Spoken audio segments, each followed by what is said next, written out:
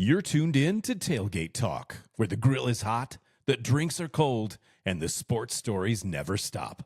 Hosted by DB Cooper and Itty Bitty Ute, and produced by Hollywood. Grab a plate, pull up a chair, and let's get this tailgate started. Welcome on into the Tailgate Talk podcast, where the chili dogs are hot and the Diet Mountain Dews are frigid. I'm DB Cooper, alongside me, Itty Bitty Ute, and on the ones and twos, Hollywood. Hit the salute, Hollywood. Awesome.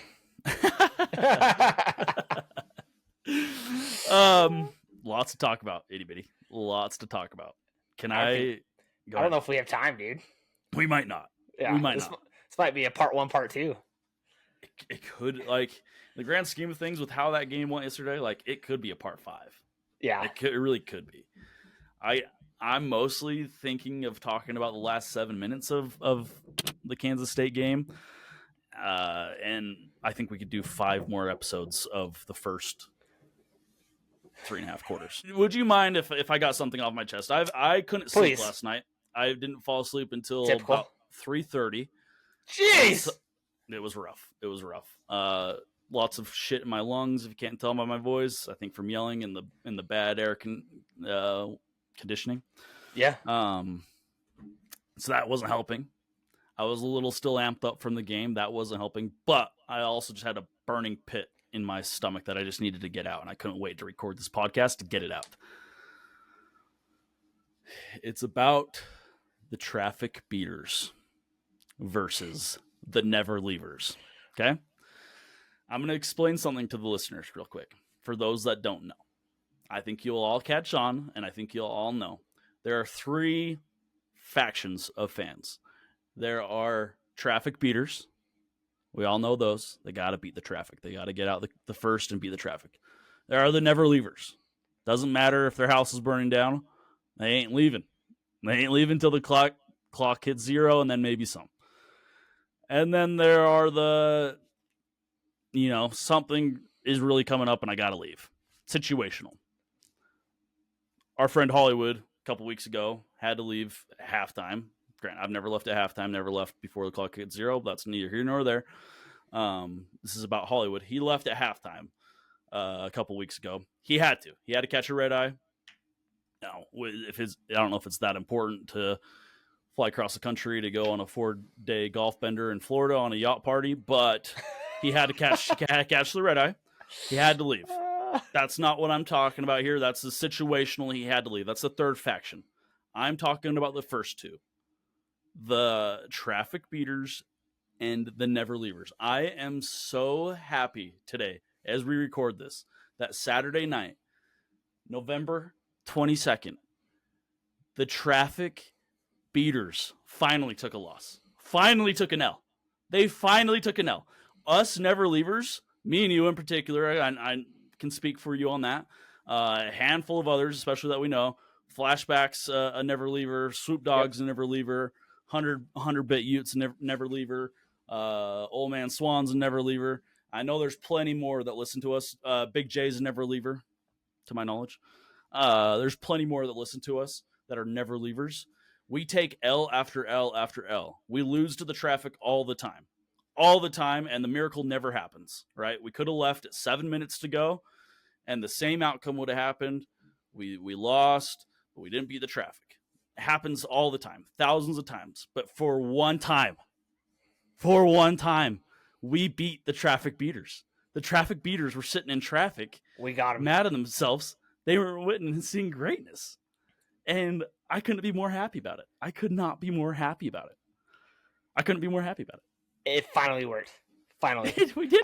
I'd be curious to know if people were trying to get back in the stadium. That does happen. It reminds me of the Heat in the finals when the Ray Allen shot. I know that happened then. They wouldn't let him back in.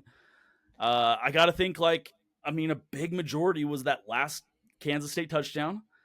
And then we get the Teo Johnson 2-point conversion, pick 6, not pick, but 2-point pick, right?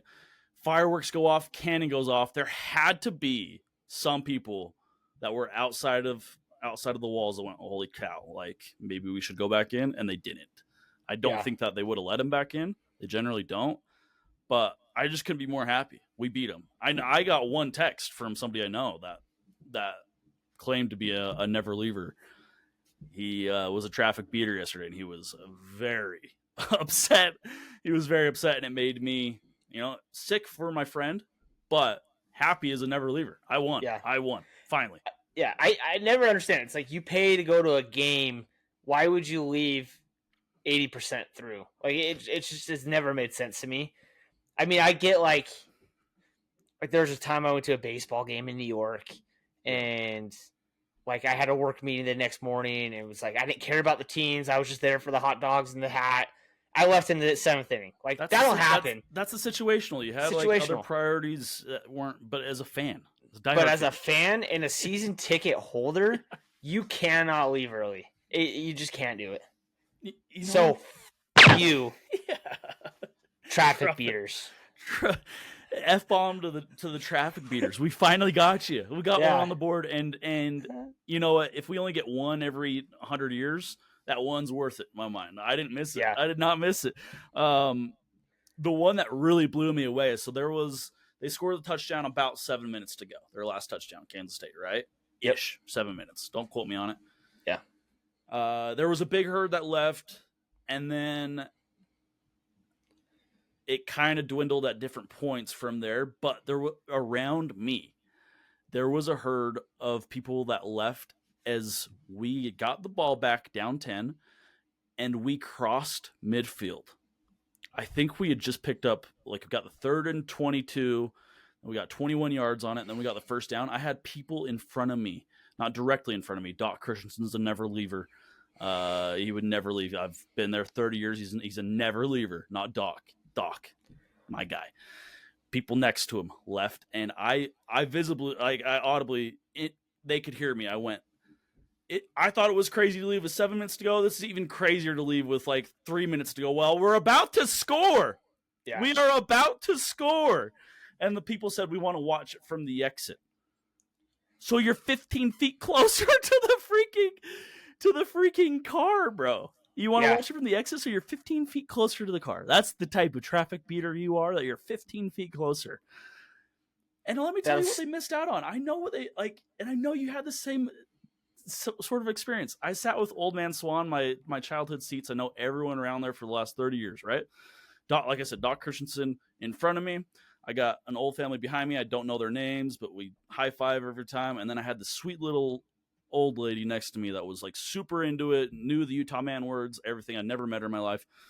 We kind of know everyone right there. When we scored the last touchdown, dude, I gave Doc Christensen the biggest hug that I've.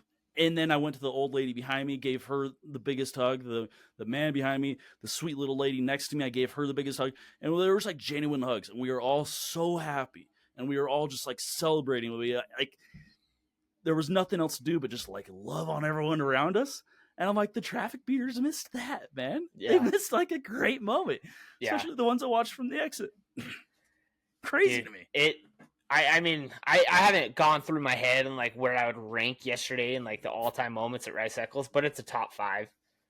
And I couldn't imagine just missing out on that just because you wanted to get home a little 20 minutes earlier. Like to beat the traffic. And here's the thing. They never beat the traffic.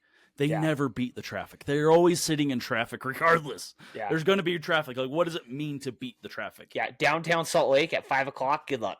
Yeah, what is that?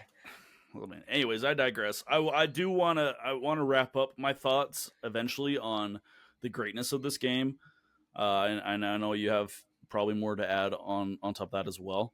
But I do have some moments, some players that I want to, and moments that they had that I want to shout out real quick. Again, just kind of focusing in that last 7 minutes. I'm going to give you the option. Do you want to go offense or defense first, or do you want to go chronologically from 7 minutes down? Yeah, let's go with the time. Okay. Yeah. I'm going to do my best here. I think, my two defensive players are going to be later in the game anyways. Couple moments. I had people around me. I've heard it on Twitter. I've heard it at tailgates, whatever. It makes sense. People want bird time. People are kind of like they know what they have in Devin, and they feel like Bird's better. I'm still kind of like undecided on that. I think it's working just fine. Like why I don't see a need to make a switch. What we got yesterday is what you can't teach. Dampier's experience. I got one in particular. They did the slow substitution, so we got 4th and 2 on a bad Wayshawn Parker spot of the ball. He dove kind of out of bounds. I think it was like 3rd and 7-ish. Yeah. He dove out of bounds, got a bad spot. It was like 4th and a yard and a half, maybe 4th and 2. They do the slow substitution and they screwed it up. A guy kind of like thought he was coming out, then he ended up not, then he came back out, and they took a ton of time. Their fans are thinking it was a botch job because they think that the ref has to they have to wait until the players are off the field. The rule is that the ref just has to give an adequate amount of time to get off the field. So they just kind of screwed it up, and then they lollygagged off the field like we do, and the ref got out of the way. If you go back and watch that, Devin Dampier had his eyes on those 2 players the whole entire time. And the moment he saw that ref move out of his peripherals, he snapped it. That's why their line kind of blew us up. But he knew that those 2 were still on the field when he snapped free 5. The moment he handed the ball off to Wayshawn, and Wayshawn kind of got blown up, he looked back at the back judge and was like, "Where's the flag?" He thought that was supposed to be the back judge throwing the flag, not or whoever's behind him. Not the white hat, but the other guy. Yep. He didn't know it was the guy behind the defense. It was his flag. But he went immediately to that guy wanting a flag. So like that's the experience, man. That's like the vet in Devin Dampier in that moment, not to be necessarily thinking. He knows he needs at least 2. A penalty will give him 5. That's a first down. That's all he needs. He took that risk, and like that's the experience that you get with him that maybe you don't get with a true freshman. Damn. Yeah. I like that. That was a big penalty. Kansas State fans were complaining about that. That is on their guy 100%. And also their coach for not burning a timeout. That's where you burn a timeout. Yeah. In a situation like that. I'm a big believer is you do not burn timeouts unless you absolutely have to. And I think in that moment you absolutely had to. Yeah, I mean that's huge. Well, maybe you do take the risk that the ref might not throw maybe the ref like gives some grace, the one that's supposed to be throwing the flag, and he doesn't. Yeah, it was like they were like 2 steps away, so maybe like they don't get too technical with it and they get away with one. Yeah, well, but they had 13. It wasn't just one guy; it was 2 guys running off. Yeah, yep. True. And because of their bad time management with their timeouts earlier, they only had 1 left. Mm-hmm. And they had to burn it when we got down to the 1, right? Before we punched it in. So that's on them, man. But that's a great point. Only, I'm not saying Bird wouldn't have done that, but like usually the freshmen don't, right? Exactly. Even the softs don't. So exactly.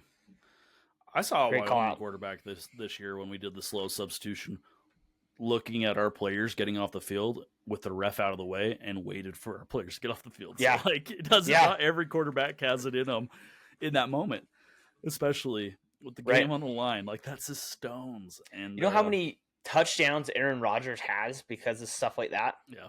It's probably like at least 17 tutties in his career. Yeah, that's a good call. Yeah. That's a good call. Man. I'm so proud of the whole team, but Devin Dampier leading the charge yesterday was awesome. I will say one more thing. I'm a Bird fan, and I think he's the future. Yep.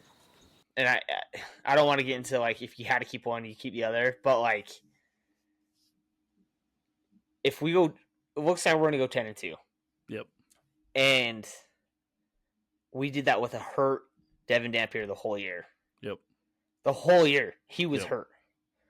And like the last time we truly saw him healthy was UCLA. Yep. And the dude ripped him.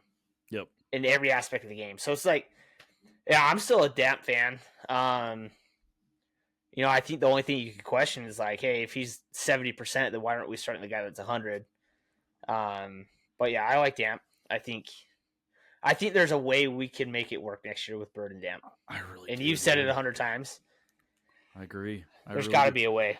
I don't know if you saw. It wasn't very much that it happened yesterday, but Dampier did line up as a receiver, which I know is nothing extremely new. But he actually ran some routes yesterday at receiver. Yeah. He wasn't just standing out there as a Decoy. Decoy completely and just didn't even move. No, he actually ran some routes, and like I think there's a way you make it all work, just like they made it work with Nate Johnson. For some reason, I isolated him one time when he was out at wide receiver, and he did the whole like Jay Cutler stand there, like acting like nothing was going to happen. And then he did his like 3 steps, and then he ran a fake, like a go. And I think the ball was supposed to go to him, and Kansas State ended up blowing it up, and we ended up like running it around for like 3 yards or something like that. But I actually think the ball was going to him. That just adds to the confusion, man. Because you just wait for a team to like think he's just going to be out there as a decoy, and they fall asleep with it, and they don't pay attention. It's gonna be a wide open touchdown eventually. It's gonna be a huge moment, and I think it could be next year. I think there's just something different about this team. Yeah, I will say, like I've said this before, so he's not the best thrower, and we knew that going into the season. But I also think like that's his ankle, like that's his plant foot. That's a good point. That is a good point. So. I mean, we saw what Cam did with a messed up ankle last year. Yeah. So, I don't know. I just think we got to get him healthy before we roll out quarterback situation. That's fair. I got one more offensive player, but I want to hear where you want to take the next step. I'll just go offense too. Wayshawn. I don't know if you're doing Wayshawn or not, but he got 100 yards again, and he got my over. So I did not hit the spread, but I hit the over and got some units. So okay, so you had more units on his rushing over than the spread. Minus the points. Yep. Okay, good. Tons. Very good. Yeah. Yeah. Looking good. Shout out to Wayshawn, the pink cleat assassin. I want to go back and count up his yards, to be honest with you, because I looked at his yardage total. I knew we hit the over after one long run, and it might have been his last run if I remember correctly. Then I looked at my phone and it said 99 yards, which would be 1 yard short of his deal with Coach Witt. And then we looked 30 minutes after the game and it said 100. So I'm wondering if there was some giving there. Damp's like, take one off me, put it on him. Yeah, it feels like something. It feels like something, and I don't hate it. I had a couple moments. I rewatched last night while I couldn't sleep. Not only did he have 100 yards, keeps the pink cleat, but a couple moments again late. One was that 3rd and 22. I visibly or audibly said it out loud again. I said a lot of things out loud to myself, but out loud yesterday. Damp throws, he panics, almost gets sacked, throws it to the lineman, gets the intentional grounding, gets 3rd and 22. And I said out loud, well, let's see what we got in the bag for a 3rd and 22 play. And of course, Damp throws a bullet to Larry Simmons, 21 yards. I'm like, oh, we didn't quite have the 22-yard play, but we had the 21 yard 21. Play. On that play, the listeners need to go back and rewatch that play and just focus one time on Wayshawn. I know where you're going, yeah. With his chip block, he absolutely fucked a boy up on his chip block. He sent him to another universe. The dude was on the ground doing one of these. He sent him in another universe, and he ran his route. Obviously, didn't go to him, but like those are moments you got to rewatch games to see those moments, because live, if you were just following the ball, you don't see that. And it goes into a second moment. So Larry Simmons had another one. It might have been earlier before this, but he caught it, and it was quickly knocked out of his hands. Live, it kind of looked like it could have been a fumble. I was actually saying, like, hurry up and snap it, hurry up and snap it, hurry up and snap it, because it just felt like that one might be a fumble. On the field, I think they thought it was a fumble as well. Simmons, on the replay, he was bobbling it, and then the defender came and punched it out. Yep. If you go back and rewatch that one, Wayshawn obviously like is playing till the whistle, and there's no whistle. the the Kansas State guy picks it up, and Wayshawn blows him the fuck up. And I'm not a body language expert, and you obviously can't hear what they're saying, but my best stab at it is if you go back and rewatch. The Kansas State player kind of gives like one of these, like what the heck, man? What the heck? And again, I don't know what Wayshawn said, but body language guess would be you like type shit. Just kept on walking. It was so good, bro. It was so good. I'm in love with Wayshawn. I'm in love with him. I'm in love with him. He's legit, dude. And yeah, I don't think he was healthy early on in the year too. Sure. So I think him and Knack have completely flipped health wise. Yeah. Which is it's a great 1-2 punch, dude. When they're healthy. Yep. It's too bad we're not seeing that right now. It could be health for Wayshawn. It could be chili dogs as well. Because it started Colorado. I think he had 140 on 10 carries. Okay, I have a stat for you. Please. Now that we're talking running backs. So in 2024, we had 11 rushing touchdowns. Our tight end was 4 of those. So we had a true, what is that, 7 rushing touchdowns. Are any of those 7 rushing touchdowns from the quarterback? Do we know? Yes. I'll have to look at running backs. The backfield had maybe less than the running back room had maybe less than 7. Yeah. Do you know how many rushing touchdowns we have this year? Hit me with it. 37. 37 compared to 11. Oh my gosh. And Brant Keithy was 4 of them last year, dude. Oh my gosh, bro. In the Wildcat. Oh. I'll run through the list just because we're going with Please. it. Wayshawn has 6. That actually surprised me. I thought he was going to have more than that. He has 6. Damp has 7. Bird has 10. Knack has 10. Daniel Bray 1. Nate Johnson 1. Hunter Andrews 1. Smith Snowden 1. I forgot Hunter Andrews is out. We forget about Hunter Andrews, bro. I'm talking about all these freshmen. We forget about Hunter Andrews. Yeah. Oh. That's an incredible list, though. That is... Utah football's back, bro. Like, run the effing ball down their throats until they say uncle. That's the biggest difference, dude, is we just running all over the ball. While you keep going, I'm going to look up how many rushing yards we had. Because right now we're over 3,000 rushing yards this season. Oh my gosh. 3,000 rushing yards? And Wayshawn's going to have a game to hit the 1,000-yard mark. But he's at 836 right now. Also, bowls and postseason do count on the 1,000-yard season. I would like him to get it in the regular season. I know it's probably it's not out of reach, but it's going to be tough. Like I said, you'd have to have a game. But if he plays in the bowl game, he should easily get 1,000 yards, especially if we keep eating chili dogs. Yeah. Of course. Those are incredible stats. Yeah, I have your stats right here. You ready? We ran for 1,800 yards last year. And we're at 3,000 already with a game to go. Yeah. We're 2x rushing, and we're almost 4x touchdowns. I love it. I couldn't be more here for it, bro. That's so good. That's so good. When I saw a good question from Josh Newman last night, last thing from the offense for me, Dampier's final touchdown. Okay, well, actually, let me ask you this first. Which do you think was louder, the scamper on 4th and 1 that went 50 to the 1, or the touchdown that Dampier had? I think the 4th and 1. Yeah. Okay. Yeah. So under that premise, if we're saying the 4th and 1, which I'm not going to debate, like I think of both right there. Rate these loudness moments. Rising 22 against USC touchdown, or 2-point conversion, probably specifically. Yeah. Covey punt return.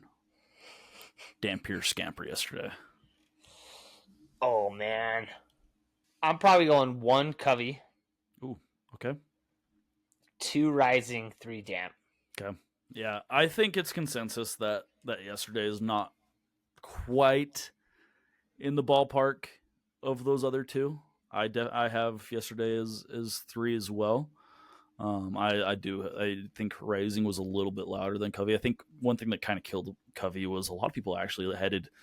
They thought it was going to be just halftime, so they did head to the concourse. Not like a crazy amount. It was still a lot, but I think there were just more people for that USC moment, and it was a kind of a frustrating game. So I think everyone just let out a little bit extra and emotional with the 22 forever.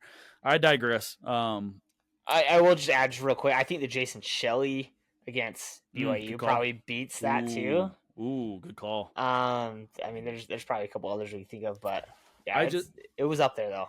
Dude, loud moments in Rice Eccles. There's nothing like it. And yesterday was just as electric as any of them. Whether it was louder or not, we won't really ever know. But it's just as electric, and it's just the way that stadium's built. And I know if you're not a fan of Utah and you don't go to the games, you'll think this is just a homer view. That's fine. But man, it's just electric in that stadium. And when the big moments happen, and the sound just kind of like circles around you, it's just like a surround sound of like pop and loudness, and it's just wonderful. I love that we had that moment yesterday. Speaking of loud, dude, that cannon yesterday, so loud. Every time it jumped, every single time it went off. Yeah, I like it. If they're gonna have the cannon, like keep it that level. Yeah, but you got to keep it that level, and then people will become used to it, and it won't be as scary. Right. I think everyone was jumping because it had been quieter all year, and then those first early touchdowns, especially, was extra oomph. I thought it was different because I was sitting on the east side, and usually I'm on the south end zone. I asked my dad, I was like, "Is it always that loud?" He's like, "No, it hasn't been that loud all year." And I'm like, "Damn!" But then they kind of got quieter as the game went on, and I'm like, just keep it at that level, and I don't think it'll be as scary for people, but I like it. Like, if you're gonna have it, make it loud. Oh yeah, I remember. Yeah, Bird scored the first one, right? Yeah. And I turned around, high five, and all of a sudden, bang! I was like, jeez. It's so good. I love it. Any other offensive moments or offensive players you want to focus on? If not, I'm going to move on to the kind of defensive moments, and then we can wrap up our overall game thoughts. But what do you got? Yeah, I was pumped for Bentley to get a tutty on senior night. Good call. And then JJ Buchanan is going to be a problem moving forward. He's going to be a problem. I agree. And at receiver specifically, right? Yeah. He's huge, dude. He's a big boy. And he's only a true freshman. Yeah. Like, right? He's a true freshman, or is he maybe a true freshman? No, Hunter Andrews is a redshirt freshman. JJ's a true freshman. He's going to be a problem. Dude, that's not, I mean, I want to talk about JJ. I don't want to always go back to Damp, but there's just a couple throws in there that, like, you just don't get enough credit for. He dimed it up to JJ on one long one that I can remember off the top of my head. It might have been another. But then on the second to last touchdown drive, he dimed one up to Larry first initially, and Larry couldn't come down with it. I'm like again, like it went incomplete, and I had people behind me like, put in Bird. I'm like, what? How could Bird have possibly thrown a better ball there? But then he comes right back to Larry, scary Larry, and dimes him up again, bro.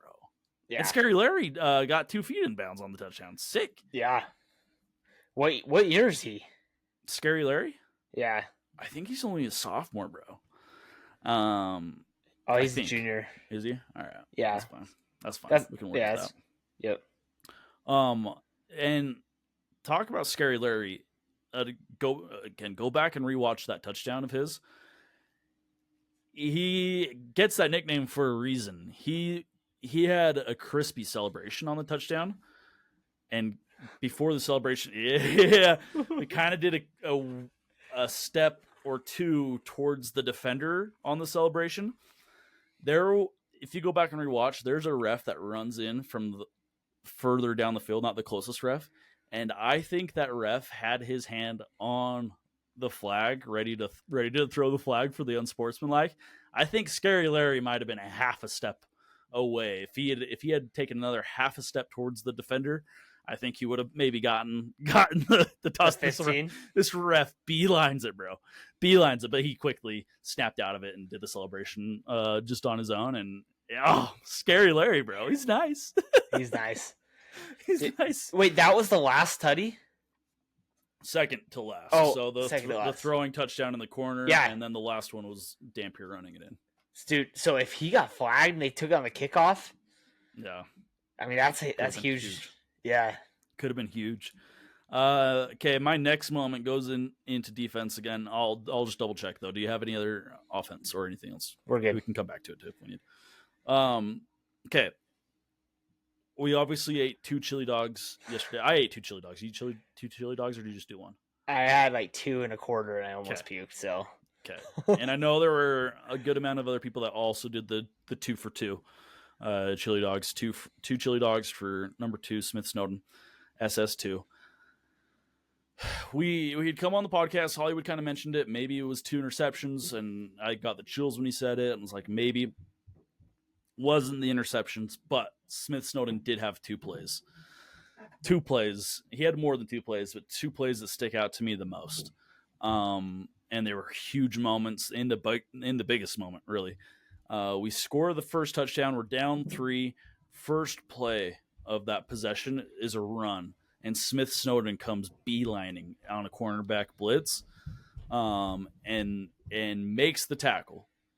Huge play. Again, people are kind of forget about it in the long run of things, but he that running back is getting 5+ yards every single freaking carry, and we held him to 2 on first down, and it's like, okay, it's giving our defense a chance.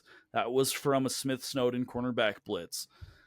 Then the second play on third down of that same series, he doesn't panic, doesn't get a PI, doesn't come in and try to bat it down. He knows where he's at on the field and where the first down markers are, and then he makes the tackle. And the guy falls short of the sticks. We get our 3 and out. Smith Snowden, he's taken criticism, some deservedly so, in my opinion. I've shared the criticism, but I got a hat tip. When I criticize, I got a hat tip when things go good. SS2, I'll give the 2 plays, 2 of some of the biggest plays yesterday, and I couldn't be happier for the kid. I love it. Yeah, we needed 2 stops, and we got it back to back. Yep. Oh. Yeah. Oh. Woo. Man. In a game where I feel like couldn't stop him too. It was just amazing to. Well, what's funny is that after Larry Simmons' touchdown, it's like, okay, good luck, D. Yep. I don't know what's gonna happen here, but they did it. They did it twice, back to back. And especially like in a situation, if they had been throwing all over us, and we scored the Larry Simmons touchdown, I'd probably still be saying good luck, D. But then you're kind of going, well, now they're going to have to run the ball, and they haven't really done that against us. But where it's completely flipped in a game we've never seen, like in our lifetimes, in the program's history's lifetime, of them running all over us, and they're still in just a running situation. It's like, really, like, good luck. Like, yeah. Like, we can't stop the run, and that's all they're going to do. So, yeah, it was incredible to get the stop. They did it. Incredible. And then that's when we scored the second touchdown, and then we just had to keep them from scoring a touchdown. Yep. I felt so confident about getting that stop because knowing it had to be a throwing situation. Yeah. I remember I looked over at Dylan, and I was like, why wouldn't they just run the ball here? Yeah. They're averaging 12 a carry. Just run the ball. In fact, they broke off 4 that were like 70-yard bombs. So, dude, I don't know why they didn't run. I couldn't believe it at the end of the first half. They got the ball back with 30-ish seconds, I think, and ran it once for like 8 yards, and then let the clock run out. I'm like, why wouldn't you just hand it off again? You've already broken off, like you said, like multiple 70-yarders. Like, why wouldn't you just hand it off again? Yeah, they could have gone up 17 at half. Yeah, it's crazy. Yeah, crazy. Another moment, another guy that's received criticism that I want to shout out. And again, the criticism's been fair. I'm not above criticizing players. This isn't a shot at people that have criticized. This is simply like I just feel like if you do criticize, you gotta hat tip when things go good. Lander Barton, I couldn't be happier for the homie Lander. Tough game. I'm not by any means a linebacker experience, but I don't think it takes a genius. It wasn't probably the linebackers core their best game ever. But for that man to get the walk-off INT on senior night in such dramatic fashion, it's storybook and beautiful. Let me also, one more moment that if you're listening, you got to go back and rewatch. Go rewatch that INT and focus on Scooby Davis. Scooby Davis gives the crispiest night. He gives the crispiest one, bro. If you're listening, you gotta go back and watch and just focus on that play on Scooby. Gives the crispy right above Lander when Lander goes down, and he gives the crispiest night.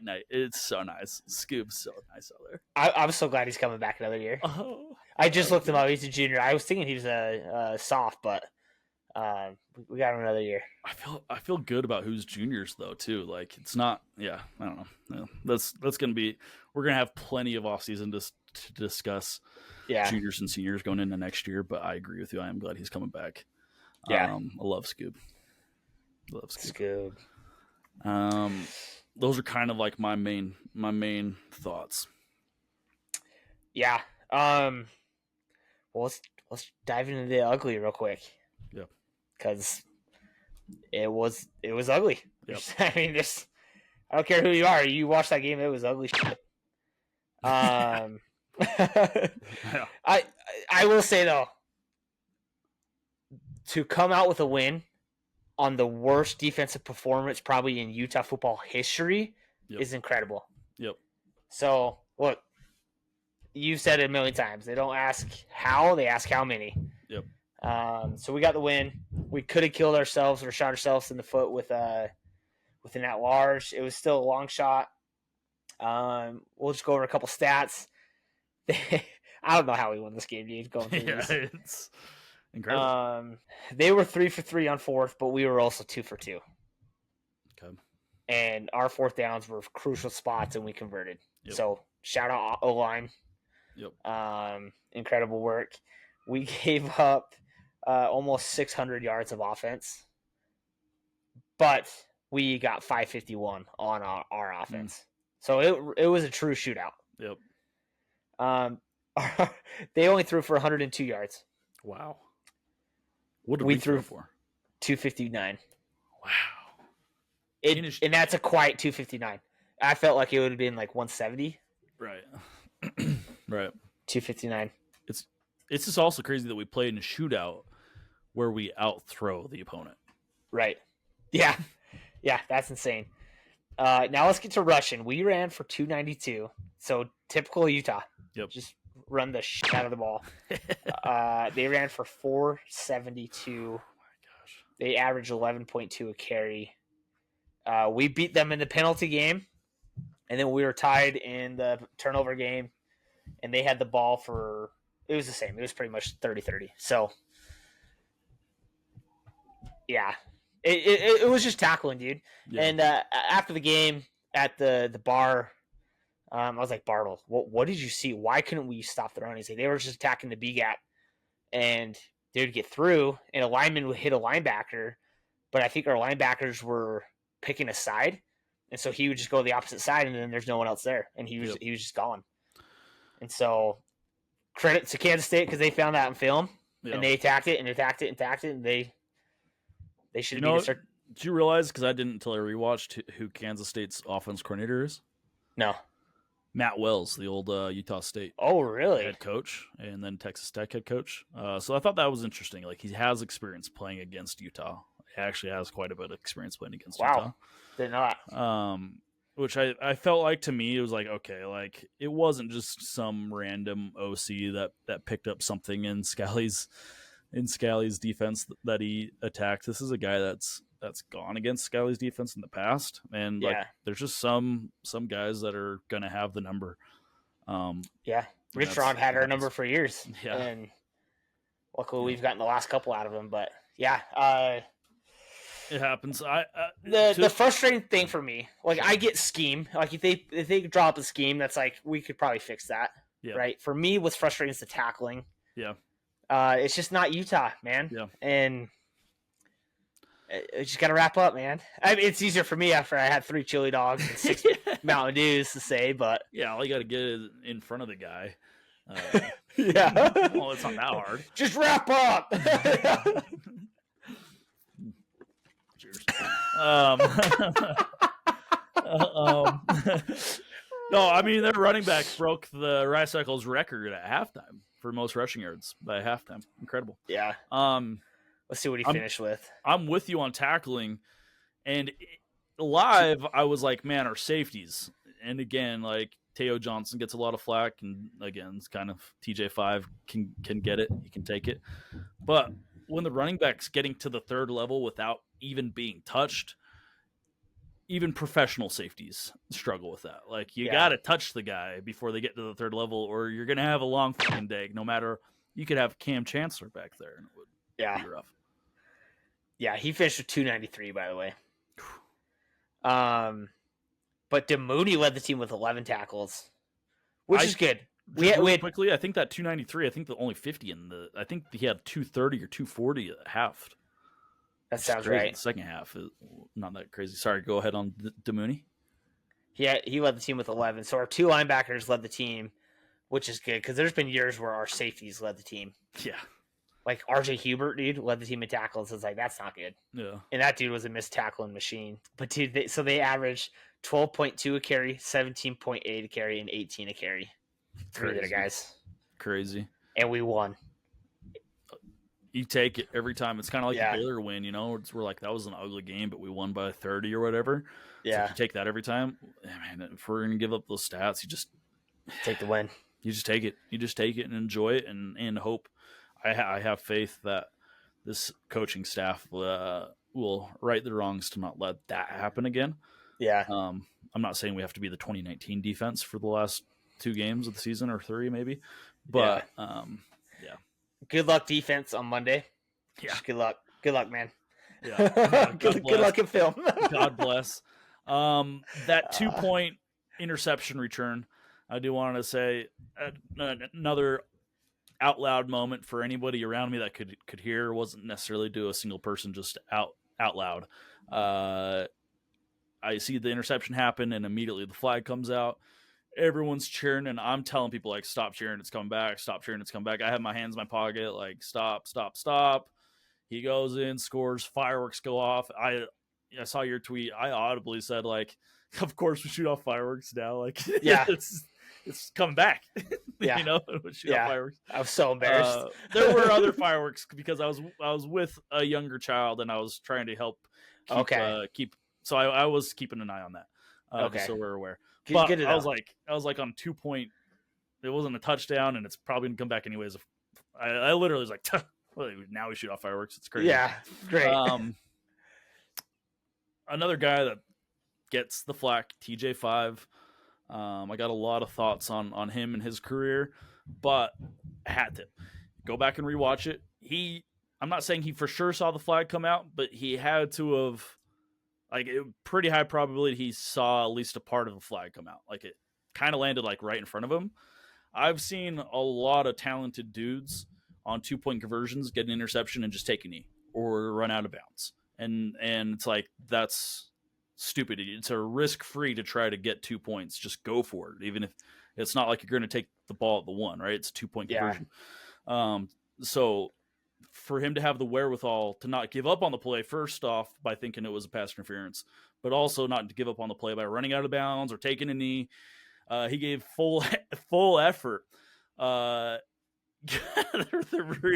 rewatch, dude. He has his heels to the sideline with a lineman, and he jukes out the lineman while his body's going east and west, and he jukes him out north and south. I've never seen that, and then takes it. And then Avery Johnson has wheels, dude. He's fast. TJ5 smoked Avery Johnson, and like the separation grew heavily on that specific play, which I thought was pretty cool because I know Avery Johnson's got burners. And then also if you go back, there's one replay they show later in the game of that interception return. I think it was to start our last offensive drive, and they have like a zoomed out version. There's one player, I couldn't get a number, but he's on the north end of our sideline, and he's doing the wave thing. Like, our whole bench was just like into it. Like, it's just like things like that I don't think were happening last year. It seemed like people that weren't involved like weren't paying attention. And like I saw Nate Johnson, he was getting into it on that 2-point play. And like in the moment, to me, it seemed so meaningless. Looking back, it ended up being so big, and the players felt like it was big too. And credit to them in that moment. So I just wanted to get that off the chest too. Yeah, I'm glad our pick 6 streak is continue, because you imagine if that was like the one thing we could have hang our hat on, or the 2-point. Yeah, I wonder if we would try to count that as in the pick 6 streak. Yeah, if that was the one this year. But dude, it was a big 4-point swing, and instead of going down trying to kick a field goal to either win it or tie it, it was you had to go score a tutty, and they weren't throwing the ball. So huge moment. Hat tip to TJ5 and that, pretty cool. Anything else that in the game in general you wanna cover? Dude, I mean, okay, so in my point of view, I'm in the north. It just looks so good on here, by the way. It looks so good. Shout out Jaywalk for that logo. Yeah, shout out. People cleared out, and so B-Love has 2 tickets. I have 2 tickets. Dylan has 2 tickets. We have 6 tickets right next to each other, and we were able to get Ty and his wife, Eric Burley and his fiance, Jaywalk, Stu. Monson came up too, and his family. Coulter and Caitlin were there. Okay. So there was 14 of us. Huge group. In a 6-person spot. Right. But once we went down 10 and people cleared out, we just owned that section. So nice. And when we scored that last tutty, dude, the shirts came off, tarps off. I was crowd surfing. I think I lost a shirt somewhere. I don't know where it's at. It's probably still in Recycles right now. But it was incredible, dude. It was, again, there's so many times this year I could be like, UCLA is one of the funnest games I've ever been to. Cincinnati, one of the funnest. Arizona State, one of the funnest. And then this last one too. Yep. It's healing, dude, from last year. It really is. It's like the universe knew we needed it. Yeah. Bad. Really did. Bad. And I mean, how amazing last night was is kind of like my final thought too. It is kind of depressing, the state of college football, that we have to think at all like there is some downer on that game because it could hurt us in the playoffs. Like the fact that that's where the state of college football is kind of sucks. Like, we should have nothing, but like, yeah, it would have sucked to lose to as a 17-point favorite for sure, and to need a comeback win and miracle win of sorts on as a 17-point favorite. It's not like the best look, but it shouldn't dampen how much fun that was. Like, it shouldn't at all. You know? Yeah, not one bit. Like, it was so fun, man, and people were just singing in the stands, leaving the stadium, and like everyone in the stadium kind of had the same thought process as us. Like, like they had a friend or a family member that left early, and they're like, I couldn't imagine missing that. A lady 2 rows in front of us at the 7-minute floodgates. She was like yelling, like, I hate our fan base. And the guy in front of me was like, it's just the fact that like we're just a spoiled fan base, and like that's what it comes down to. People are leaving because we're spoiled, and they want to see blowouts, and that's like. But those are the same people that also leave early when we are killing the team. Yeah, so it's weird. We're up 30, and they're just trying to beat traffic. It's just the bad traffic beaters, bro. I want to see RB4 score another tutty, dude. That's what I want to see. Right. I'm scouting next year. I only get so much time in that stadium on a year-to-year basis. I'm damn sure taking every second I can to enjoy myself in there. Dude, a Saturday in May, you'd be dying to get in that stadium. Yep. So just soak it up. Got to soak it up. Okay, that's all I kind of got on the game. I know we're an hour in. I think Hollywood probably didn't believe that I had a good amount of thoughts on the game. If you weren't there, I don't know if you can quite understand. Like this, obviously, this is the game we're gonna have to talk the most about of the year because this is It like was you said, insane. we've had a lot of fun ones this year. Yeah. This one is gonna be the one that I'll never forget ever. Yeah. No. I couldn't Yeah, imagine missing it. It was insane. Shocker, another Georgia player arrested. And Justin Wilcox of Cal just got fired. Wow. Yeah. Cal is opening in this cycle. Yeah. That's nuts. Yep. That is nuts. Who do they think they're going to get? They're going to be like the 17th best. That's nuts. So Cal's open now. It's just, again, it's the craziest carousel we'll ever see. Ever. It is And nutty. I'm here for it. Yep. It's fun. Maybe that's what we talk about. Is it was pretty. There was a tweet out there that said Coach Whittingham was audibly and visibly emotional after that game, and it was an emotional game. Mm-hmm. Like to come back like that on senior night, like, and I'm sure he gets emotional every senior night because he recruited these kids, dude. He's pretty much their dad. Yeah, and for them to go out like that, I'm sure he was emotional. But you got to think maybe that was his last time in Rice Eccles. So, have you seen the video? I saw it late last night. Yeah, I saw it.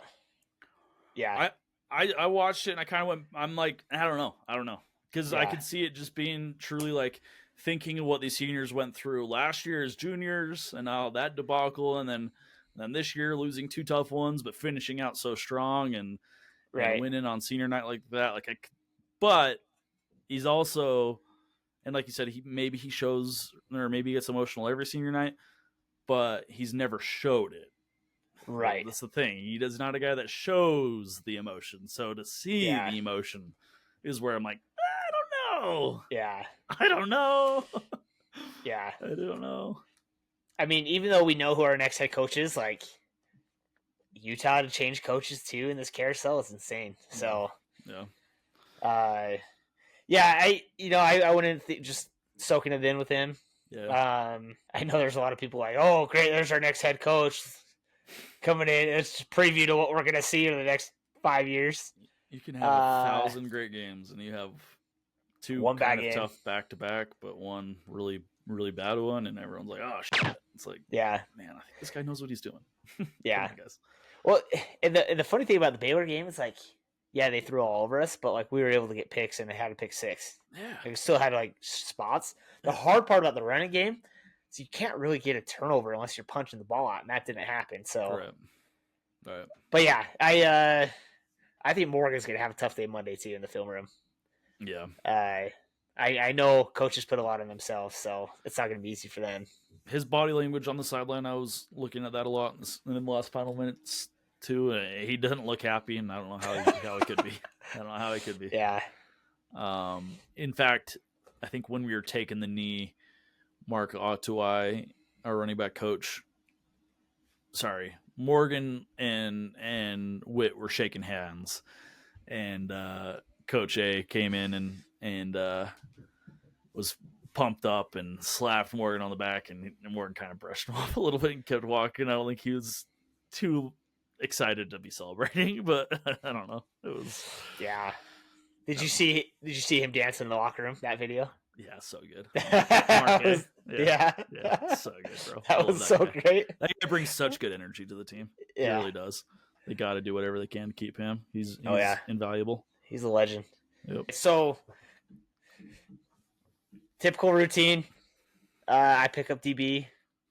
It was 6:25. That actually, the pickup was not typical. No, we were razzled. No, so I had the Chili Dog U shirts in a box, and then I had the Tailgate Talk U shirts in a different box. And since the Chili Dog U shirts is a huge box, it was in the back seat, and then the smaller box was in the trunk of Purdy. So when I did the swap for the truck, I left that one.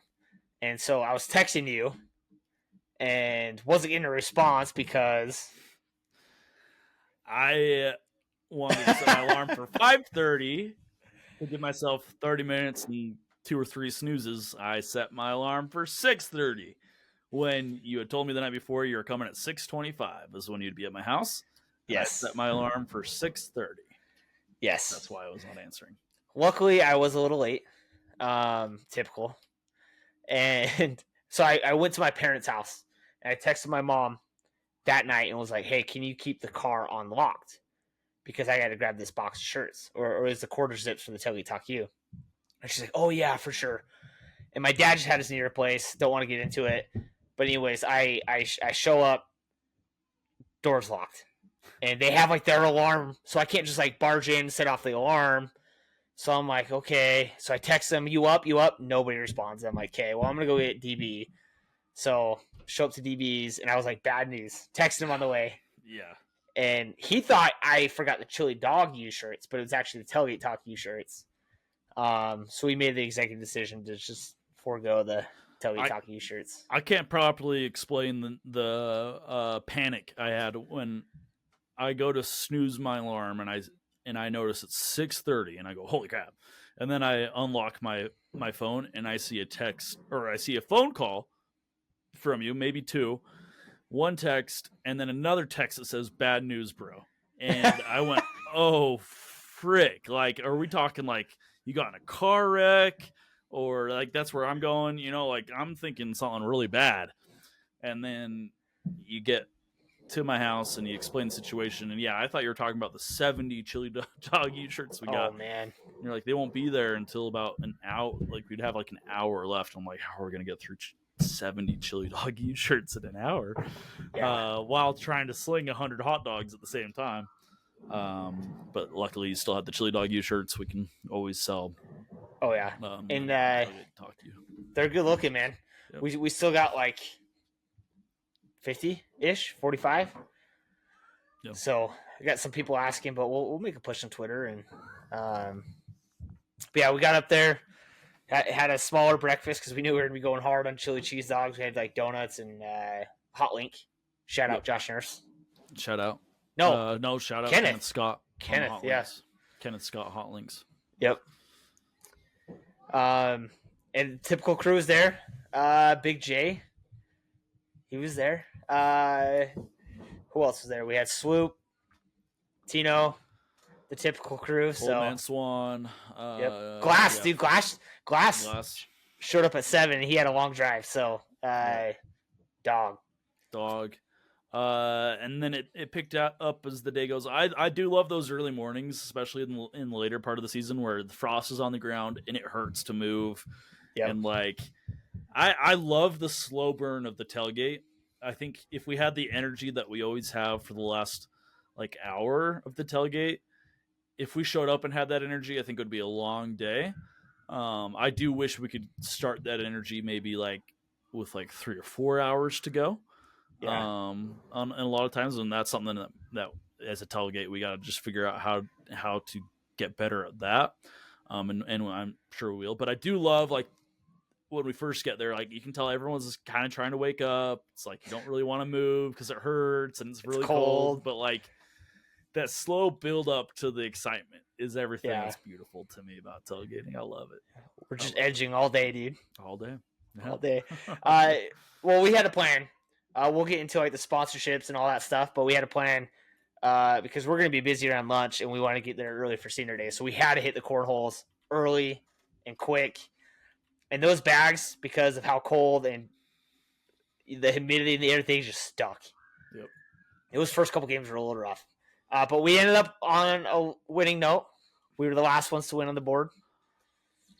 I think Papa Swan and Tino would probably claim the trophy, but I mean, we lost 4 times at all this year. I've got a couple thoughts, but I do need to ask. Are we going to talk about it? Let's talk about it. Okay. Yeah. With your permission. Yeah. Yeah. First game. Yeah. Just go. First game of the day. Here's the thing. Here's the thing about our duo-ship on the cornhole table. If you got any wrestling fans out there, we're kind of like when Hulk Hogan in the early 2000s, late 90s went WCW and he went NWO. He turned bad. He's like America's favorite wrestler and the ultimate good guy. Then he turned bad with the New World Order and he became bad Hulk Hogan. And like, everyone gave him his best shot, and he just really wanted to beat him because he was talking all the smack, and he was the bad guy. He was a bad man. He was the bad man. That's like our cornhole team. We are the bad man team. Like, we get everyone's best shot every cornhole game because we talk the smack, and people want to kill us for it. Yeah, and people on the side watching were cheering when we were losing. Like, they would cheer for the other team every time. It happens every game that we play. People that aren't watching are never cheering for it. Never. We will never have a single fan in the stands cheering for us. Yeah. Unless you like heels, unless you like the bad guy. But there's not many people out there that like the bad guy. Villain LeBron, we're the ultimate bad guy. Yeah. Now, here's the thing. When we open up the challenge every week and we say we'll accept any challenger, we always get the best team first. The best team always wants first dibs. And for last year and this year, the best team that we've faced is Old Man Swan and Flashback Ute have given us the most trouble. We're an A team. They're an A team. Those are the games that take the longest. We generally both go over the 21 number a couple times and go back to 11. It's a defensive battle and an offensive battle. There are other teams that are Bs. They could beat us at any time, but you can kind of handle them easy. And then there's C's and D's, and it's like those are where we skunk them. And there's no chance that they have to beat us. Those are the people I really feel bad for. Like, you got to get better at the game and like figure it out. If you're a C level team, you got to figure it out. Anyways, we get the A level on the first game. And it's a 40-minute game. It's a long game, grueling game. Everyone's around, everyone's watching, everyone's cheering against us. This is kind of like the big day, The last one is like you get bragging rights for the rest of the year. The bags are on itty bitty side with Flashback down there as well, and we are on 21. It's our throw, and I think, Flashback had one bag left. So we were going first, and it was your last throw, I believe. And I should have been quicker about it to say, hey, throw me the back, because we're on the number. We're on 21. And if you go over, you got to go back to 11. That's how we play. And I wasn't quick about it, and I see you winding up, and I nearly torn Achilles trying to get in front of it and say, no. And then it left your hand, and I'm like, that is right down the middle. It was a perfect throw. There was no chance it was going off the board. And I immediately went to the ground and hid my face, hoping that maybe I could hide it enough that Flashback wouldn't even think about it and throw his, and then it would get us back on the number instead of going over. They caught on, realized we went over. So we were on the winning number. It would have come down to Flashback having to get on to stay alive. If he misses, we win. He's 50-50 on those types of shots. He's not like a dead automatic. No one is to hit the do or die shot. That one hurt. It hurt. Yeah, it was tough. And I think there's a couple things that I could blame it on. It was early. It was cold. I'm not thinking clear. And I thought we went second, but we were first. And so I thought... You thought we were 20, and you thought this was the winning bag. Yeah. So I pulled my hat off to shake hands, and then I was sitting there, and I was like, man, I have 3 on, and he has 1 on. And it's just... And they, were talking about it. They didn't know either. Yeah. So, you were the only one that caught on. That's why if I hadn't reacted to try to stop you from throwing, we might have gotten away with it, because he might have just thrown and landed. I don't think that was outside the realm of possibilities. I'm sure it will be in the comments to share. But, yeah. Oh my gosh, that hurt. That was our only loss of the day. But you know what? Here's the thing. They can have their bragging rights that they want. Whatever. They won the last game against us. We won the last game of the day. We didn't lose again the rest of the day. Like you said, we've only lost a handful of times throughout the year. Here's the other thing. I've never quite seen a duo a cornhole duo in any point go 3 straight games against 3 different teams, not the same team, but against 3 different teams, and skunk them 3 times. And we did that in one of the weeks this year, and that's something that I'm gonna take from the season, and something I don't think many people can back up in their play. That's Hall of Fame status. It's Hall of Fame status. Yeah, I mean, we were somebody's cracked. Hall of Fame. Yeah, and it wasn't like people were playing bad. We were cracked out of our minds. Yeah, and it was like Kansas State's running game that first half. Like you can't Nothing do anything about it. Yeah, nothing you could do. And the fact we achieved that at some point, I'll take that as a winning season for me. Unbelievable. I mean, again, if you skunk one team in that game, you're doing pretty good. We did it back to back to back. 3 different teams skunked, and they're quick games. They're quick. Yeah, no chance. No chance. Great cornhole season. Made an adjustment probably later in the season than we should have with the taking a week off. It was big for me. I don't know exactly what. I can't pinpoint exactly what was big about it, but I feel like I played better throughout the rest of the season. I feel like you played better. I don't want to speak for you on that, but I feel you don't know. You don't know what you have till it's gone, kind of thing. Yeah.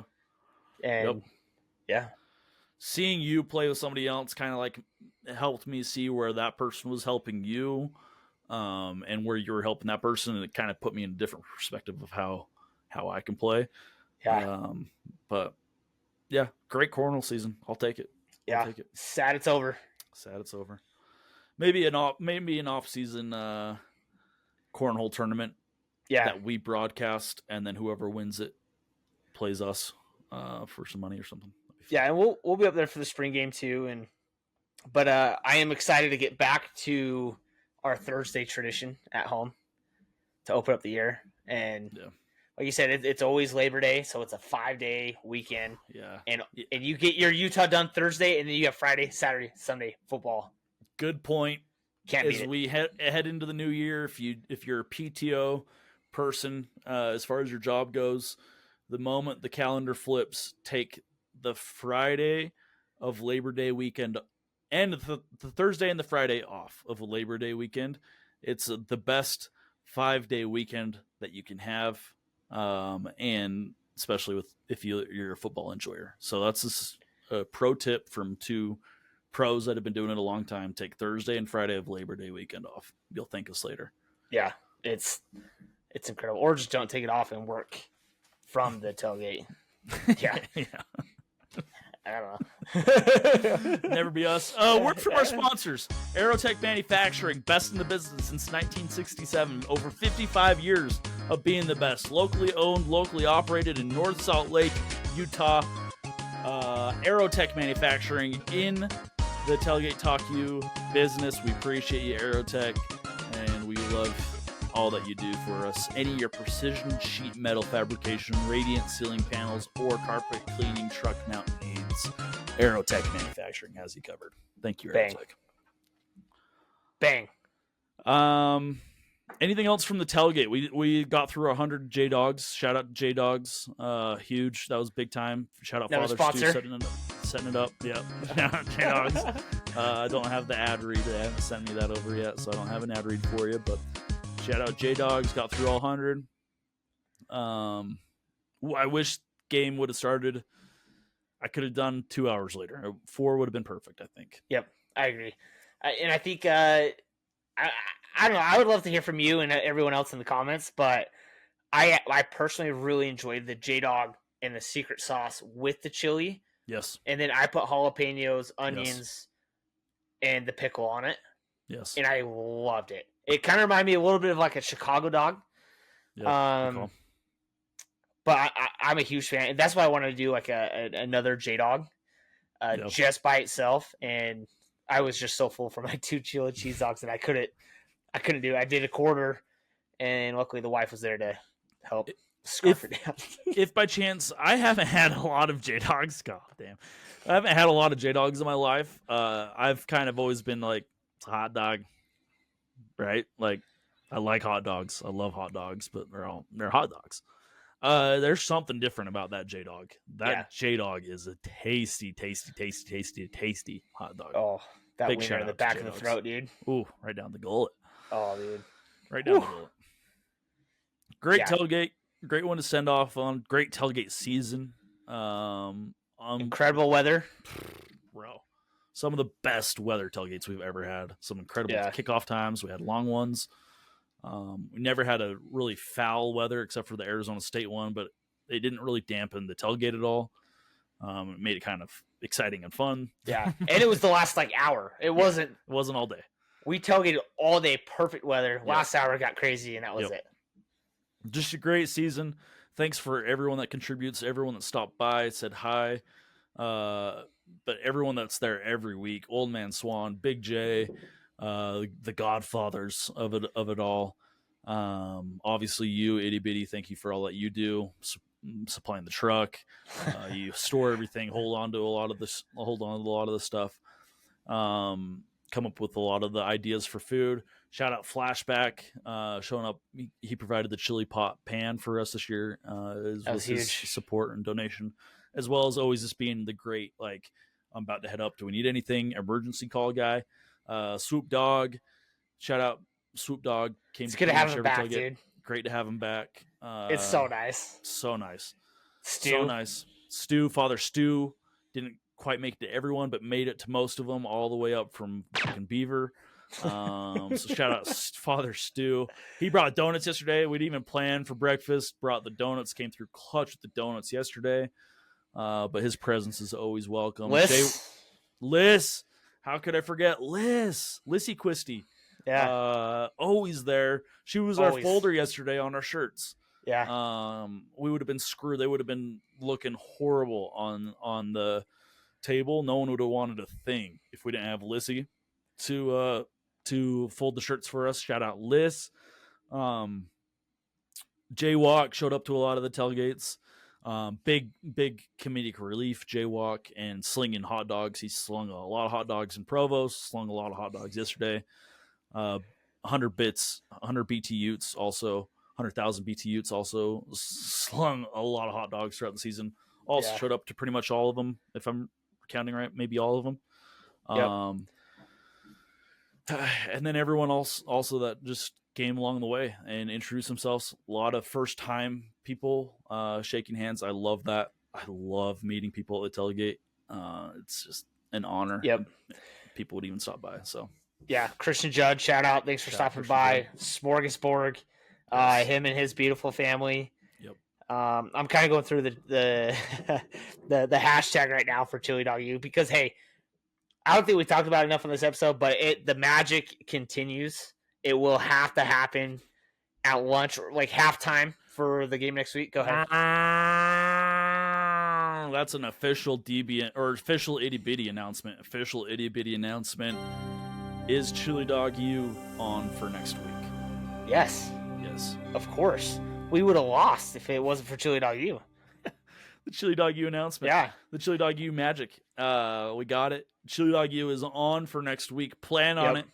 Plan on it. Chili Dog U lives on another week. We got so much more. We have Kim Jong U. He had his chili dogs. Big Z. Dude, Big Z, I don't know what the hell was on your chili dog. I'm terrified to even ask. But please comment. Because that is one of the most scary chili dogs I've ever seen. So worse than 100,000 BT Utes from dude, I think so, dude. It looks like he got out of the vending machine, bro. 100,000. Hollywood had his. Christian Judd, Marcus had the chili dog with his dogs in the background. So Father Stu got plenty of his. Peace, love, Utes, by the way. Yes. Great to meet him at the bar afterwards. Yes. Shout out Peace, love, Utes for stopping by. That was way cool. Bar. Way cool to meet you. Pleasure to Bartle, meet you. Bartle and Glass, always. Dude, those guys are dogs. The Chosen Ute had his dog. Scrabby had his chili dog. I mean, I could go on and on. I'm not going to bore everyone. David Durant, Cheech, Landman. I mean, it goes on and on. So it's a real movement.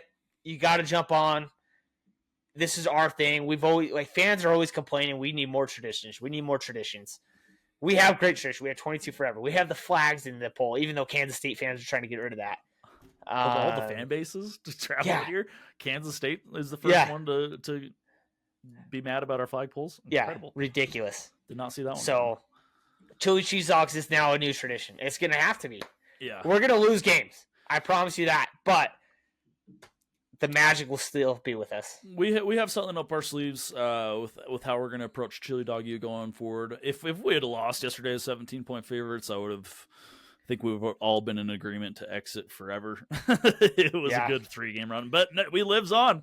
It lives on. It just showed us in a different fashion, and we're going to keep it going in the future. TBD on that. That's going to be an off-season discussion for us as a podcast.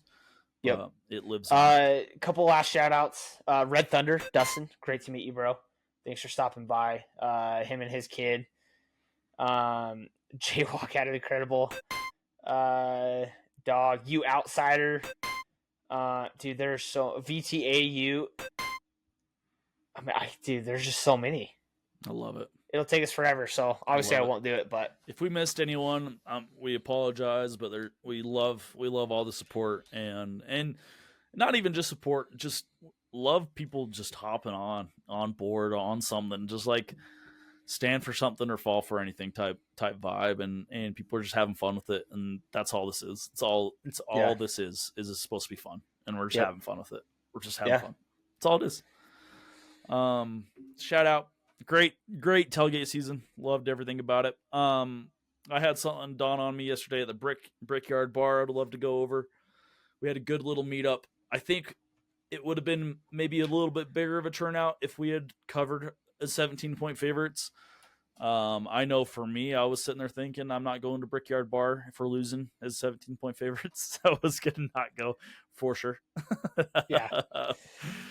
But something dawned on me.